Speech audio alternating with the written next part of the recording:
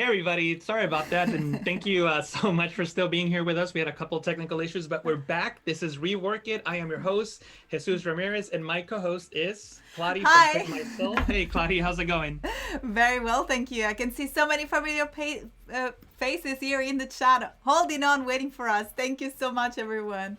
Yeah, thank you so much for holding on. Yeah, hey, thank you Gus and Paco for your help. Good to see Juan. We have Julia Masalska in the chat. Hey Julia, Elizabeth, Steve, how's it going? Thank you so much for joining us. So we're running a little late today, but if this is your first time watching Rework It, what this show is all about is you can submit your work to Claudia and myself. You can submit your Photoshop files, your Adobe Illustrator files, or your Adobe InDesign files so that Claudia and I can rework them on the stream live so we can give you our professional advice on how you can improve your work with time-saving tips and techniques. To submit your work, and Claudia, I don't know if you can share my screen if you haven't already. Yes, To share, absolutely. thank you. To share your work, you can go into iamcladi.com/reworkit, iamcladi.com/reworkit, and click on where it says submit your designs so that you can have an opportunity to be featured on future streams. And today we're gonna work on, I believe, 3 projects, right, Claudia? You have 2, and then I have Yes. one to work on. So I'll pass it over to you and explain to everybody what you're gonna be working on today. So, since we're still on your computer, do you mind just showing the form as well so everyone knows that it's nice and friendly and easy to The submit the form, design? the submit, Yes. yeah. So if you click on submit your design, this is what you'll see.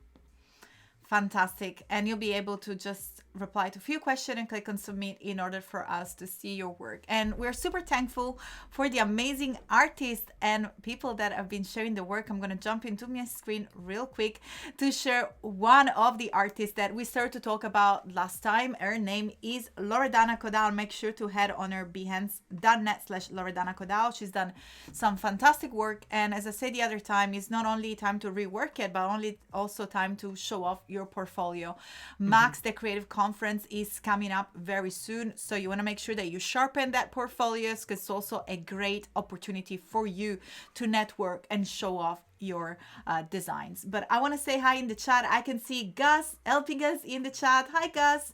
Sam Peterson in the chat. Santiago, Jotirmia, Zachary, Steve, RB, what's up? Nice to see you. Bruce Gonzalez. So many amazing people. Let us know in the chat where you're tuning in from. Biola is also in the chat. And also, we're going to talk about Biola work as well. So make sure to submit your work. We're going to be here every other week. We're going to be able to give you tips and techniques. As I say usually, this is a safe space to learn.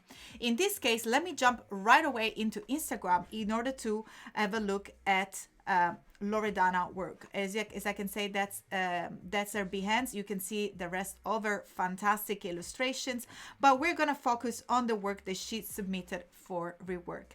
So of course, her work caught my eyes because I'm a fan of Frida Kahlo, and Loredana has created this fantastic piece in Illustrator. She's been very neat in naming and locking her layers, creating a palette, as you can see here.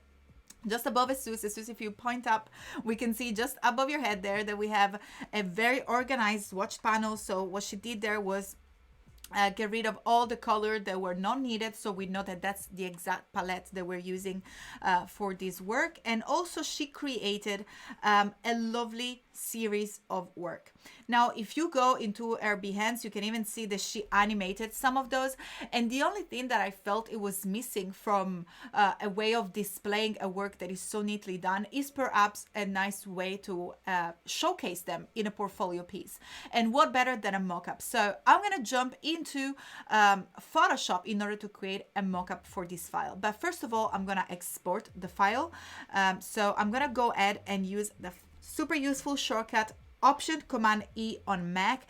That's Alt Control E on Windows in order to access the Export for Screens panel. This will allow you to select a folder of your choice. I'm just going to place it into my desktop and select Choose once you have selected your destination folder. And then you can also give it a name. I'm going to call it Mona Lisa. And you can create subfolder. In this case, I'm not gonna create a subfolder because I just want it there on my desktop. I click on export artwork.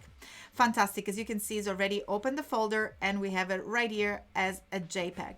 Now I'm gonna jump into Photoshop, and as you can see, I already found a photo with a frame. But if you don't have any photo, of course, this is a scene that you can create yourself with a frame from a shop that is just got a white background. Otherwise, you can go ahead and use the wonderful Adobe Adobe stock accessing from the libraries, and you can create a new library by heading to your libraries panel. If you don't have that into your workspace, make sure to add under window and select libraries, and then click on create new library. In this case, I'm going to call this work mockup. And let me know in the chat if you use mockup as well.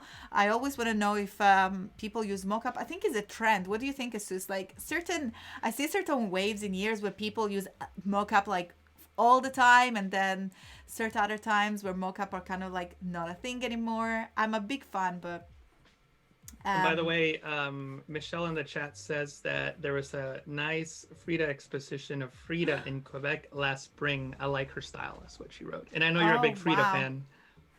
Yes, Michelle, let me know. Share with me some links if you have anything, because I'm obsessed with Frida. If you walk into my house, I'm going to share some photos. My cat is called Frida.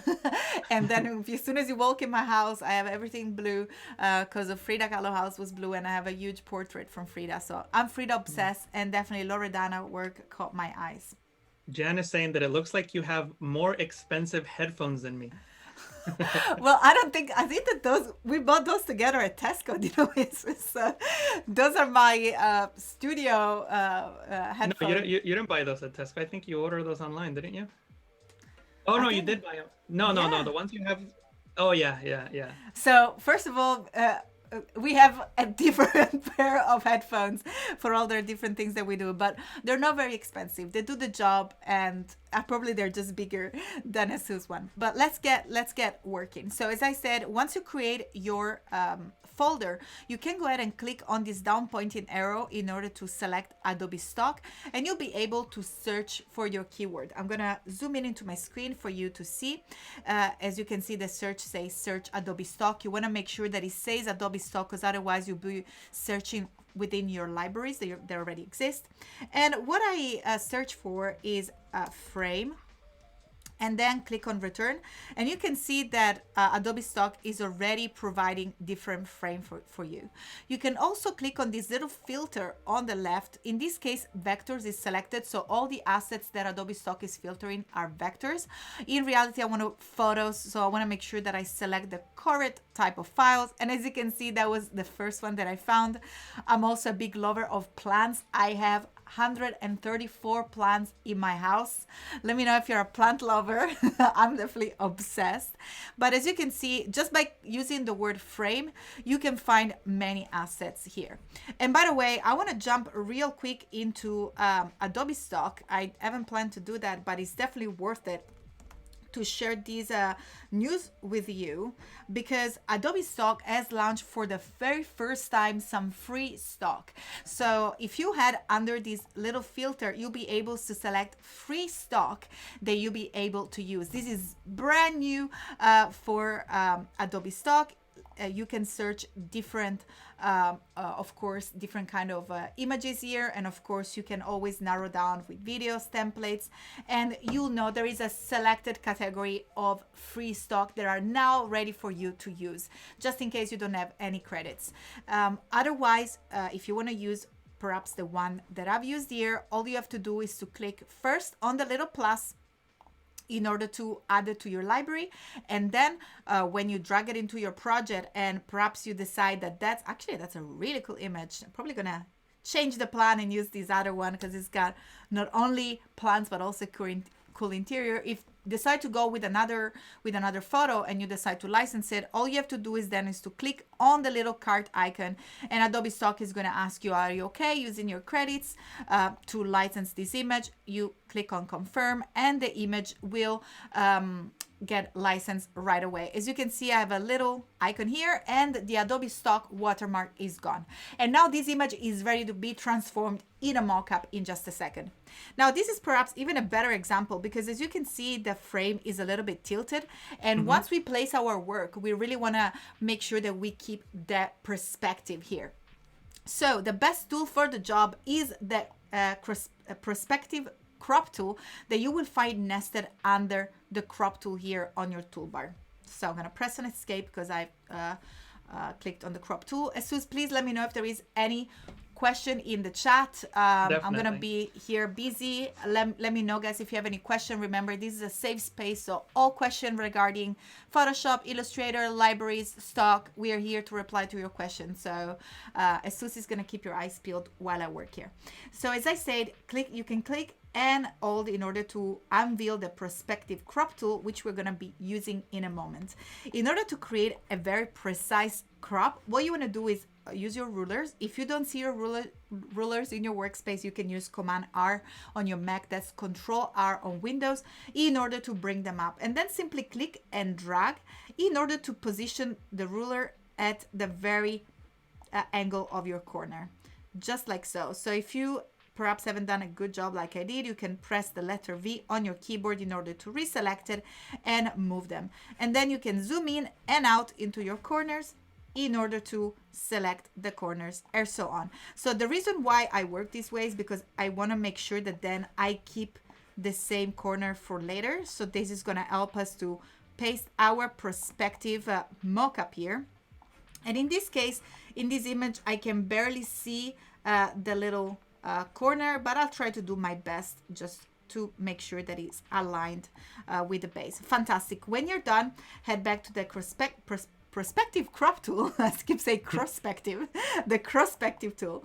And all you have to do is to click into the corner.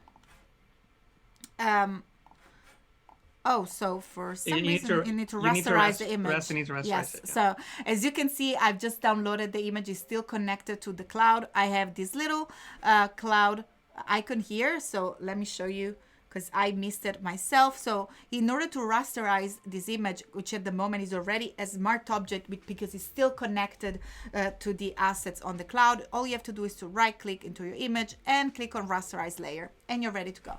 So again, as I was saying with the perspective tool, all you have to do is to click on the corner, starting from the top and then down.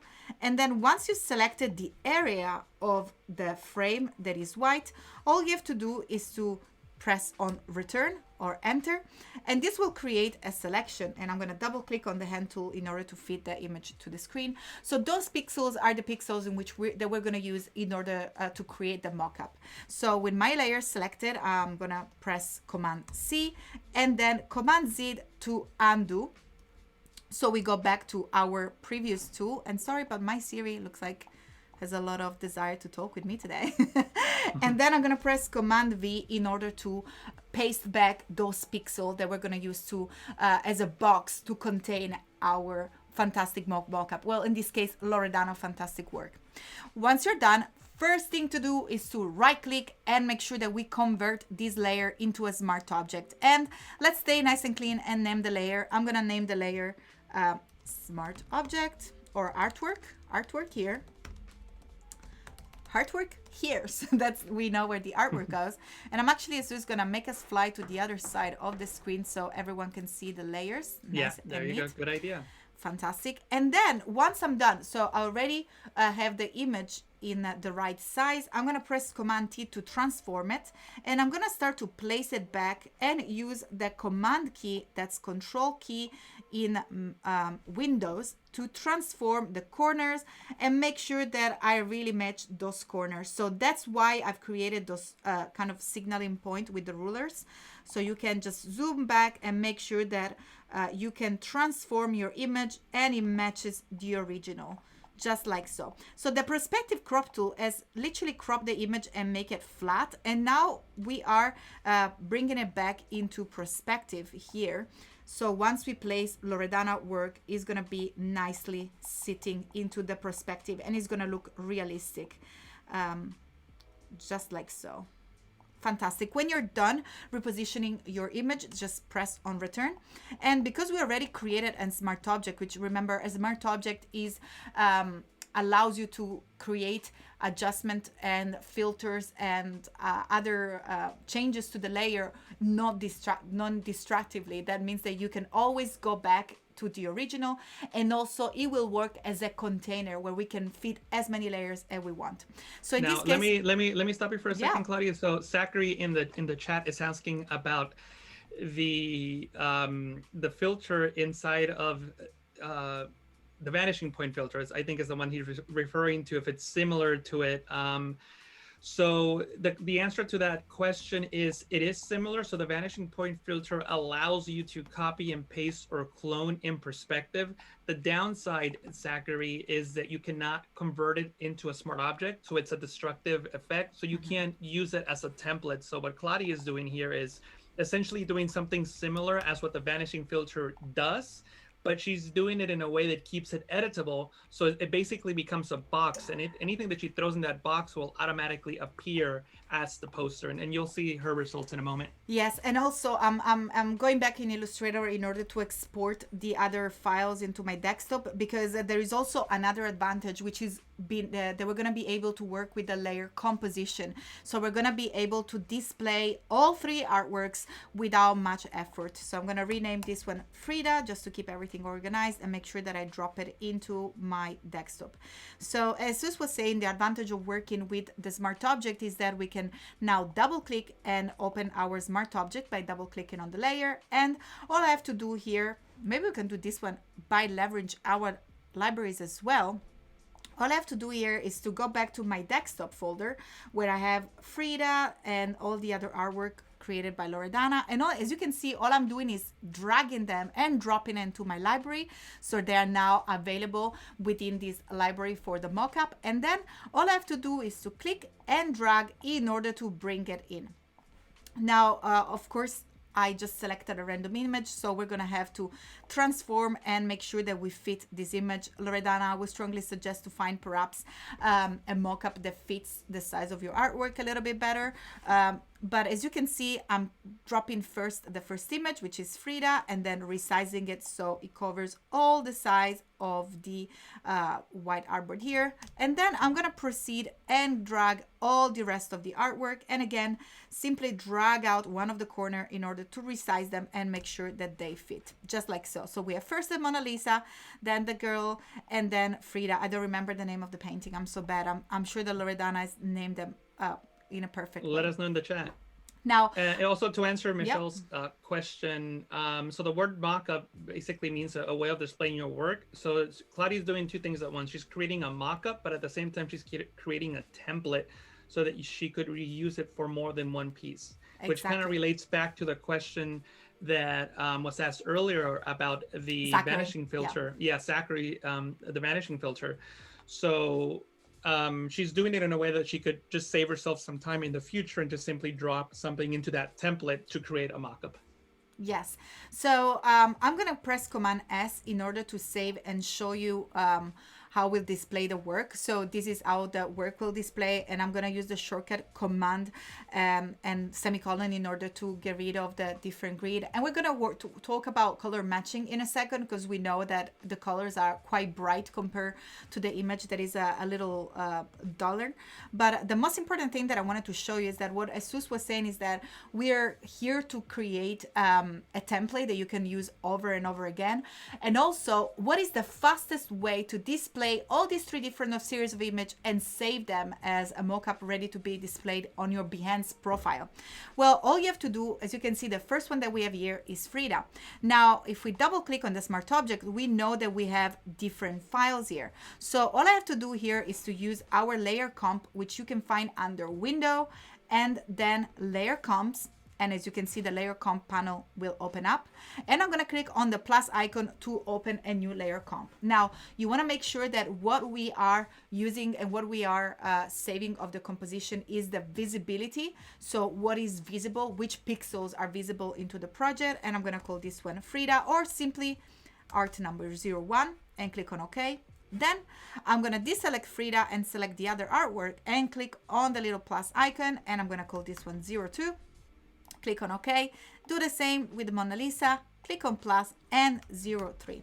And then click on OK. And then choose whatever you want, and then we can save and close the smart object in order to go back into our file. So as you can see, we have the last image that we saved our smart object with, but if we head into our properties panel, we don't have to go back all the time and switch between photo. This is also a fantastic way when you're presenting to clients or to your director to be fast in displaying different versions of your work. Maybe you have done the same posters, but you have created different colors option or different typeface. This is a fantastic way to quickly snap between the different versions. Ready? All you have to do is head into your properties panel, and you'll be able to see here a layer 1 PSB, and then it says do not apply layer comp, but we actually want to apply layer comp. Once you click on this down pointing arrow, the menu will apply and it will say 1, 2, 3. So if we click on number 1, we have Frida showing up into our layer composition, and then we have number 2, which is the second painting from Loredana, and number 3, which is going back to the Mona Lisa. And as you can see, we are still within the same Photoshop file, and we're leveraging the layers that are located inside a smart object in order to display. And you can also very easily simply merge or save and export each different time. So for example, you can select Frida and then go under File, Export, quick export as a PNG, and already save this mockup one. So click on save, and that will save it, and then go on number 2 and keep doing the same thing. So it's even an easier way to save different versions. Now I will Bruce, I'm sorry, Kladi. Bruce has a question. He's saying if this is similar to assets in Illustrator. Bruce, not that I'm aware of. So unless I never used that before, but we do not have anything like layer comp in Illustrator. I'm thinking about it, but I'll get back to you. At the moment, I don't think that I ever used anything so flexible in Illustrator that allows you to display different versions. Right, so what I wanted to talk about real quick is also colors, because we can see that the colors are very much brighter. There are different ways in which we can fix that, either by perhaps selecting multiply. That's the quickest fix, because if we check the visibility and we go back to the image, we already see that the white image itself has a lot of gray. So if we do use multiply, we let the color kind of adhere and absorb the color of the layer below. So in this case, as you can see, is already matching the light pretty well. What do you think, Jesus? I don't know if you can see my file here. Also, you can create a mask, because while I was looking at this little layer here, we have a little bit of the composition that looks like it's cut out from our image. So the best way of doing this is to simply click on your layer, click on the layer mask at the bottom of the layer panel, and then using the brush tool, making sure that our white is selected, because remember, white reveal, black conceal. We can go ahead and actually, in this case, sorry, we need black to hide some of the pixels here. Maybe I will have to use a smaller brush for sure. It looks like this, just a little small detail over here. And perhaps we're gonna go ahead and use a less hard brush just to make it. Two things really quick, Yep. Kladi. Number one is thank you, Sam, for submitting for posting the link to rework it on Kladi's website, iamkladi.com/reworkit. Make sure that you click on that link and submit your work now if you want to be featured in future episodes. And number two, Jan is saying that your Mac OS accent color is fresh. Thank you so much. I like to personalize everything as much as I can. Another way to work and in matching the light of the shadows, because I noticed there is also a shadows here. What I'm going to do is to bring the layer that was the original layer that we cropped from the image, which is white. And as you can see, it's got a little bit of this black shadow just right there behind the Seuss. I'm just going to jump on the other side of the screen so we can see it just right here. Can you see it just at the bottom? If I want to make sure that we merge that with the photo below, all I'm gonna do is to select a blending mode called screen that will allow us to hide all the white pixels and bring the opacity down in order to have the darker pixels on. So overlay also does a pretty good job. As we said, I don't know if you want to give any further tips. Do you have any preference between multiply or screen? I know that you have a wonderful way of dividing the color, the blending modes, and you explain it to a T. So I don't want to take over. I want to leave that to you if you want to just give us a little bit of a description Yeah, well, I mean, of the different areas of the blending mode. well, I mean, are you asking me to specifically talk about this piece or in general? I was just talking to you know, when you I love the way that you break down the blending mode into different areas. So I think Yeah, that so you each of the if you I'm have gonna the zoom in blend. into, yeah, I have them up and I can zoom up so everyone can see it. Yeah, so basically, if you can see there's dividers on each of the blending modes there, and not on each blending mode, on in between certain blending modes there are dividers, and those dividers simply put blending modes into group. At the very top you have the normal blending mode, so the first two really don't blend anything unless you change opacity and or fill. The next group is the darken group, which makes things darker. It hides white pixels. The next group after that is the lighten group, which makes things brighter. It hides black pixels. Then you have the contrast blending modes, which start with overlay, and all of those blending modes either make the pixels below darker or brighter depending on their brightness value. 50% gray becomes invisible in all of them except for hard mix. And then you have the difference category, which I like to just think about it as special effects blending modes. Yes.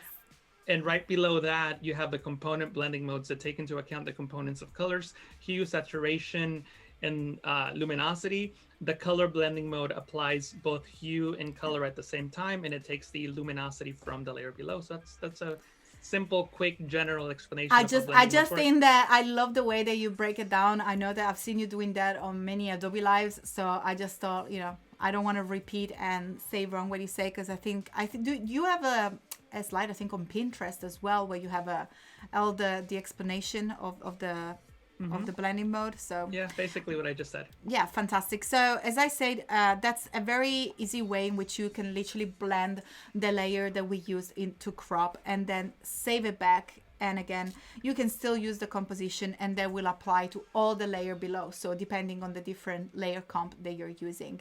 And of course, this is making the color a little bit duller. I know that Loredana creates such an explosive, beautiful color. Therefore, maybe, you know, using a different, let's see, if I think that I already reworked it before with using the other photo, that it was a little bit brighter. Maybe that's a good fit. I just wanted to gamble and create something new on the go while we were live in order to show the different results. So as you can see, that's a better way, I believe, to display your work, looking professional. That's what the mockup is helping to do, to create a context for your work. So I think that, for example, if Loredana wants to sell this artwork, being able to showcase how gorgeous they look in an interior, how much value they add, it really makes people understand how they can see them perhaps in their house. So a way to contextualize a graphic and transform it into a real object that we can easily imagine in the real world. But I think that I'm going to perhaps jump into the second work, which I can see Biola that is here. We're going to jump into InDesign, but I want to leave space to Photoshop now with Jesús. So Jesús, if you want to jump into your work. I would just say, just do it really quick, because we only have about okay, so let's do this. minutes. I'm gonna introduce Biola, because what happened is that I try to do two, but Biola, we can start now and then keep going next day as well, next time.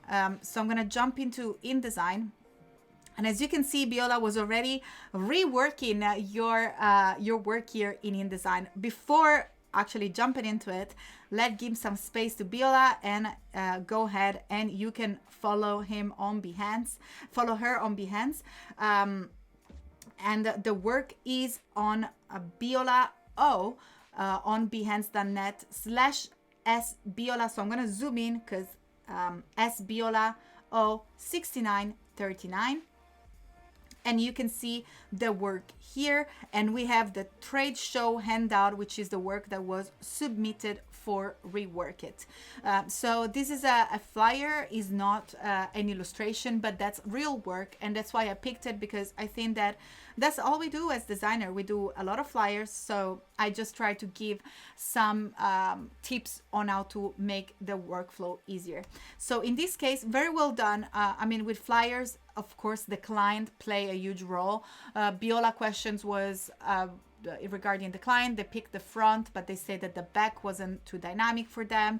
And again, I'm not going to start to discuss what the client is, because I'm sure, as everyone experienced, the client is always right, because at the end it's their product as much as we feel, because it's our baby, it's our graphic, and we have a way of working with it. So the first thing that I will note here, Biola, is that I see the grid, but I don't see that the grid is very much respected. So for example, I can see that the text is over the margin. I will say, make sure that when you work with margin, you stick to your margin. That help the eye to perceive the image better. So really stick to the rules that you create, and don't worry. Sometimes you can also perhaps go back and change the margin. Of course, remember that we need a 7 millimeters margin in order to, which is called a safe margin for print, so the trim cut doesn't cut the words out, but you left plenty. Perhaps feel free to readjust the margin if the one that you have set at the beginning doesn't work for you anymore. Second thing, you have loads of character styles and paragraph styles, which are fantastic way of work, very organized, although you're not really take advantage of them. And I'm going to show you an example in the front here. So, but also that works for the back as well. So you have one text box for the quote of the feedback that Gary gave, and then you have a different box for Gary and all the different details. Now, in order to make sure that you have a consistent spacing within paragraph, I will suggest to use the paragraph style options in order to keep these different spaces. So in this case, what I will do is perhaps zoom out, because it looks like I've zoomed in way too much. I'm going to just simply copy by pressing Option, selecting your text here and holding Option on my keyboard and dragging outside. I'm going to select the text, and then I'm going to add it here, the other text box, by pressing Command A, Command C to copy, and then adding the text here. And as you can see, all you have to do is to click to where this Gary testimonial header was, and from here I'm going to click on preview to make sure that we see the changes live. I'm going to hack into my indents and spacing, and I'm going to give it a space before and perhaps a space after if you wish as well, and then click on OK. And then this looks like is on the same paragraph style. In this case, I will definitely create a different paragraph style for different elements that have different spacing. But by doing so, this will allow you, and you can do that by simply selecting the text, creating a new paragraph style.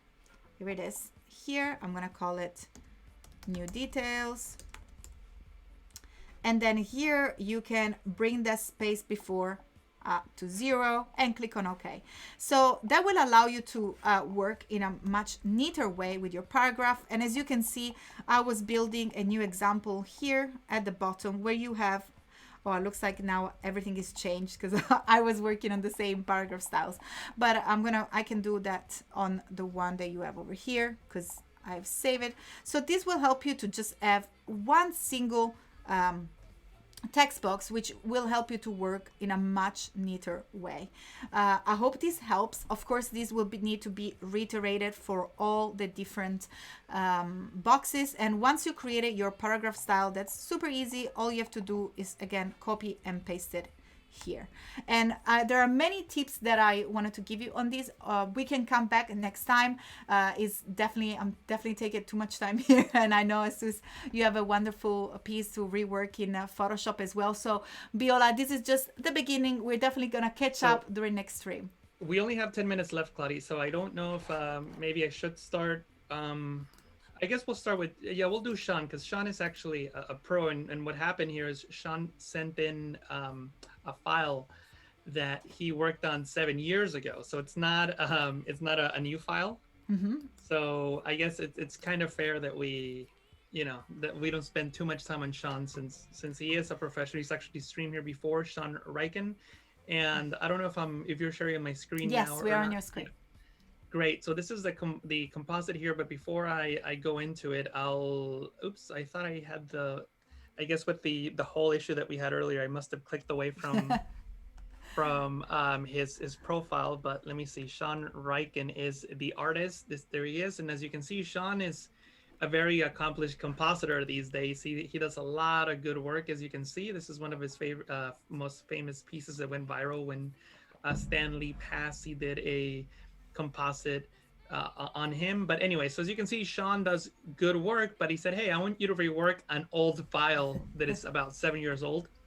So that's what we're going to work with, and you're gonna have to give me a heads up with the time, because we got about 10 minutes, maybe less. But anyway, so first of all, he said, sorry for not naming my layers, have fun. And yes, that was one of the things I was gonna comment on his composite. By the way, it looks fantastic, and I have some comments on that. But yes, first of all, he didn't name a single layer. I hope he's naming layers now. But one thing I want to comment on is that I noticed that he had a color lookup adjustment layer which applied this color effect, and I was like, wow, this looks really cool. I don't remember which one it is. And then I noticed that he had his own custom color lookup adjustment layer. So good job there, Sean. So I won't talk about that too much because I'm not sure how he made it. I could probably, give you a good educated guess, but let's not focus on that. And here's a trick: if you hover over a layer and you hold the Alt key on Windows, which is the Option key on the Mac, you disable all other layers except the one you clicked on. So I clicked on the very bottom one, and we'll start working with that. This is the sky, so I'll start renaming them just so that I can see what he's got here. He's got this nice little layer creating this color effect. I'm not sure if color is the way that I would go with this adjustment layer. I probably will use one of the brightening or maybe one of the contrast blending modes for that, but I'll leave it set to color for now. And then Sean has got this big bright sun, and notice how I know he uses a layer mask now, but he wasn't using layer mask then. So I would recommend that he uses layer mask. Also, I'm not really sure how this will affect the overall composite, but generally speaking, I don't like leaving gaps like this because they might affect other areas. So if you're working with an image where it's going to leave a gap, just select it and fill it with content aware, just so that there's pixels there to the end, so it doesn't create weird lines there later on. I don't know if that gap is being hidden by something else, but that's just a general recommendation. Then he's got this, actually, let me name at least the main layers. I know we don't have a lot of time. Just so I can come back to them. Then he's got this highlight using the overlay blending mode, which I think is fantastic. And then we come into this layer here. It's just a photo of water, which is great. Then we have the second texture. He's got several textures that add that effect there. I think is fantastic. He simply used the screen blending mode. These layers are just basically black and white layers, and when you apply screen, it hides the black, it keeps the white, and it creates those particles that you see there, which is fantastic. I love this work. I think you can already see like the style that he has developing from here. Yeah, definitely. And then he's got this layer here, which I think was pretty smart of him. He basically took another texture and added Gaussian blur to create that effect that you see there, making it blurry, which is fantastic. He used a screen blending mode. Oh no, he didn't use a hard light blending mode for this one. And then he's got this moon thing inside the water, which again looks great. See, he used layer mask here, so I'm wondering why he used a layer mask for this, but not for the other things. But he was just starting out, so maybe he wasn't used to it. And then he's got these layers that create these highlights that you see there. And then I think this is where one of the biggest issues comes into play with this layer here. This layer is supposed to create the top part of the surface of the water there. And then he's got these other layers that create basically this effect, which is not bad. It's actually quite good, especially considering how fresh he was into Photoshop when he made this. But I would say that he could get a better result, basically doing the same amount of work, if not less, if you notice, he's got this layer here, which is this smart object. And again, it's so weird because Sean was at first just erasing things, and then he started using layer mask. And then when we get to this layer, he's using a smart object. So good on him. But I would have just used layer mask and layer styles on, I'm sorry, oh my God, smart objects, excuse me, smart objects and layer mask. But anyway, with this smart object selected, if you double click on it, you'll see what the water texture looks like. And I think that he did an excellent job making this look into that. Wow. But I think that he probably will be better served putting all that effort on using a better texture to begin with that already has some of the characteristics that he wants. So what I would recommend instead is to use any service. Adobe Stock is obviously the one that I'm going to use. So I'm going to go into stock.adobe.com and I'll find a photo right here. Sun water is what I was searching for earlier. And there's all these photos that have, you know, the sun and the water. So what I would recommend is find something that already has that highlight, that it's already, you know, somewhat similar, and then use that for the composite. So I'll pick one quick if I can find one. This one might be a good one. Yeah, I think that one probably be the best one to use. Or this one's actually pretty good too. I'm just looking for something that already has the highlight, and I'll worry about matching the color and all that good stuff later on, because I just want to get, you know, want to make it as real as possible to begin with and not worry about creating all these, you know, highlights and stuff like that that may not necessarily look real. So this one is actually pretty good. So I might as well just license it now. So I'll license this image and then see if I can make this work. So it's in my library now, and hopefully I can see it when I go into my libraries panel here.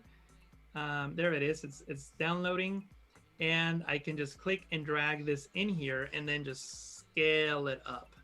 And, you know, like, I know the highlight's not going to be, you know, the sun's not the same size, and that's okay. I'm just using this sort of like a reference almost photo that I can then just, you know, do this basically the same amount of work that he did, but, you know, with a photo that is more suited for the job. And I'm just trying to make sure that the horizon line matches. You already set the horizon line right here, so I gotta make sure that anything that I bring in matches that same perspective. So I'll use that guide, and I can even place my reference point. You can enable that reference point by clicking on that check mark and clicking and dragging it there. If you hold Alt on Windows, Option on the Mac, and click and drag from the corner handle, you can scale in and out from that point. So that right there, I think, would give us a better result to begin with, because you know, the highlight's already there. So now we just got to match it to everything else. So what I can do now is, in this case, you know what, just to make things fast, because I know we don't have a lot of time, I'm just going to select this layer here and press Control-J, Command-J on the Mac, just so that I can have that on its own layer. And I'll even convert it into a smart object, and I'll just distort it and try to match, you know, the perspective as well as best as we can, so that it matches the scene. So something like that. And what I would do at this point is just use a levels adjustment layer, clip it to the layer below, and then just try to match the brightness and try to match the highlights and all that good stuff. Obviously, that highlight is not as strong as the one that it's required for this scene, because in the original photo, the sun was much smaller. In this scene, the sun is much larger. So I can create a new layer, also clip it to the layer below, Control-Alt-G on Windows, Command-Option-G on the Mac, and I can paint with white to sort of enhance that and actually need a brush that is very soft and with more flow, so that we could... So sorry to interrupt you, but we do have a question from Zachary saying, what are the reference points best used for? Usually for when you're distorting an image. So for example, let me just create a new layer. So if I just have this square here, and I'll fill it with black so you can see it. So that's the square. And if I press Control-T, Command-T to transform, the reference point is in the center. So that means that if I hold the Alt key, notice how I can go up and down from the center. See how I'm scaling from the center? See that? Now I'm going to move the reference point. Now I'm going to move this little icon over here on the top left. You can click on that little box, and now the reference point is in this corner. If I hold Alt, option on the Mac and click and drag, and see how I'm just scaling from that point? If I rotate from that point. If I move the point over here, when I rotate, now I rotate from that point. So it just helps you transform layers better because you can, put them anywhere. It doesn't even have to be on the actual layer. It could be somewhere else. And now I can scale from that point. See that? See how I'm scaling from that point? So it just helps you scale and rotate much better when you're compositing. But anyway, so with this layer selected, what I can now do is double click to the side of the layer, change the blending mode to color dodge, uncheck transparency shapes layer, and see that? See how that's looking much brighter? And you can adjust the fill opacity accordingly to try to make it match your scene.